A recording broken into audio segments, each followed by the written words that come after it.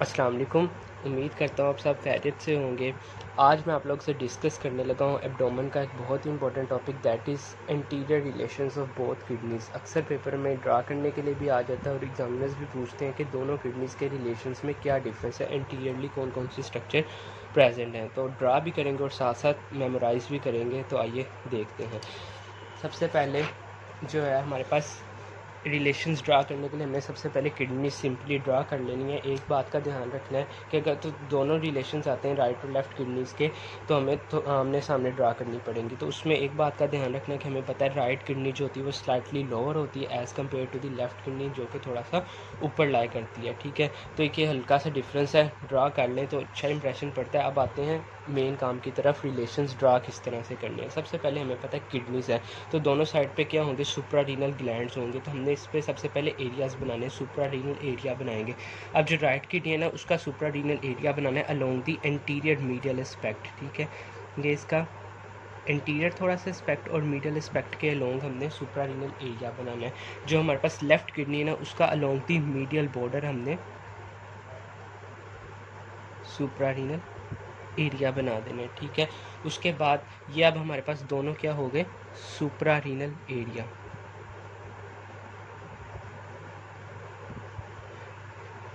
अगर हम रिलेशंस की बात करें तो राइट साइड पे राइट सुप्रारीनल ग्लैंड और लेफ़्ट साइड पे लेफ़्ट सुप्रारीनल ग्लैंड। पहला डिफरेंस तो हमारे पास रिलेशंस में आ गया। ठीक है, अब उसके बाद सेकंड अब क्या कहता है, हमारे पास जो राइट किडनी है ना उसमें हमने अलोंग दी ये हाइलम जो है इसके साइड पे एक कर्वेचर ड्रा करना है जो कि हमारे पास रिप्रेजेंट कर रहा है किसको, ड्यूडिनल एरिया को। तो यहाँ पे ड्यूडिनम का राइट किडनी के साथ कौन सा पार्ट होता है, that is second part of duodenum. जबकि लेफ़्ट किडनी में अगर हम देखें तो हमारे पास जो लेटरल बॉर्डर होता है ना इसका, अगर हम इसको डिवाइड करें अपर 2/3 और लोअर 1/3 में, तो इसका जो अपर 2/3 होता है ना लेटरल बॉर्डर का, ये हमारे पास रिप्रेजेंट करता है, यहाँ पे स्प्लीन प्रेजेंट होती है। तो ये हमारे पास कौन सा एरिया होगा, स्प्लीनिक एरिया। ठीक है, स्प्लीनिक एरिया होगा और नीचे उसी का फ्लेक्सर होगा, यानी स्प्लीनिक फ्लेक्सर ऑफ कोलोन। यहाँ पे कूलिक एरिया प्रेजेंट होगा, कोलोन कूलिक एरिया। ठीक है, यहाँ पे ये हमारे पास कौन सा था, डिओडिनल एरिया। यहाँ से सेकंड पार्ट ऑफ ड्यूडिनम आ गया। अब यहाँ पे क्या आएगा, स्प्लीन आएगा और फिर उसके नीचे हमारे पास स्प्लीनिक फ्लेक्सर आएगा। तो spleen and splenic flexure of colon,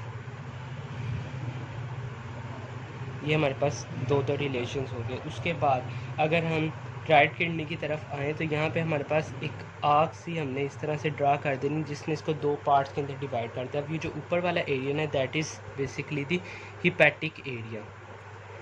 anteriorly right side पे हमारे पास क्या प्रेजेंट होगा, लीवर प्रेजेंट होगा। और लीवर का मेजर पार्ट कौन सा होता है, राइट लोब ऑफ लीवर। तो राइट किडनी के एंटीरियर रिलेशंस में क्या आ जाएगा, राइट लोब ऑफ लीवर।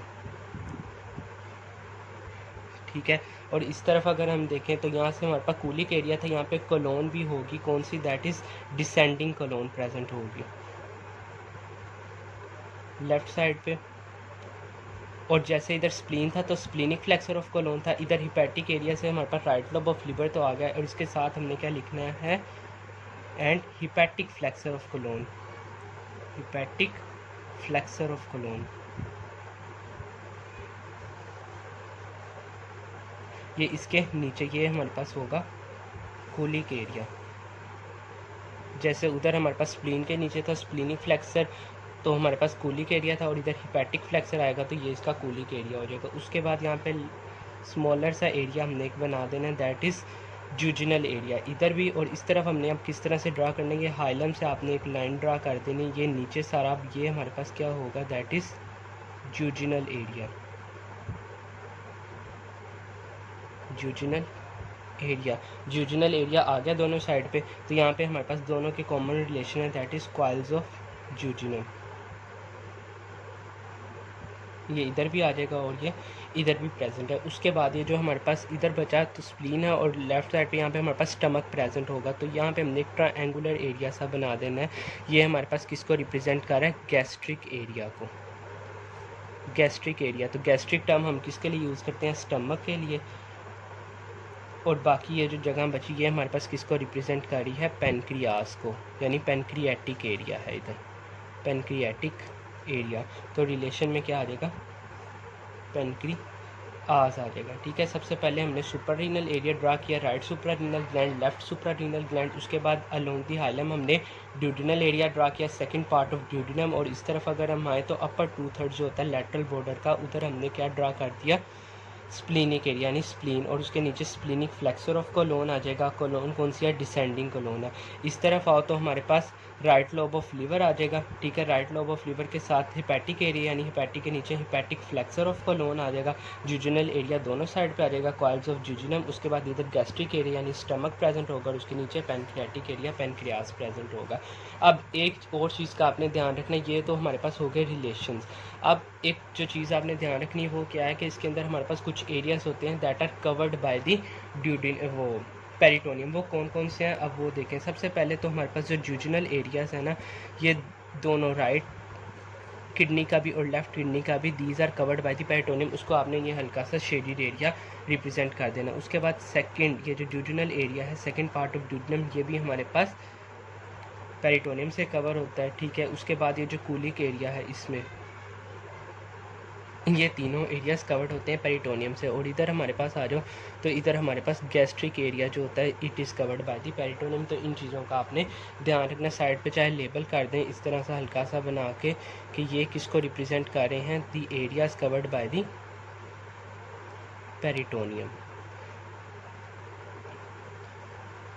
तो उम्मीद है कि इंशाल्लाह इस तरह से आप ड्रा कर लेंगे इजीली और रिलेशंस भी आपको याद हो जाएंगे।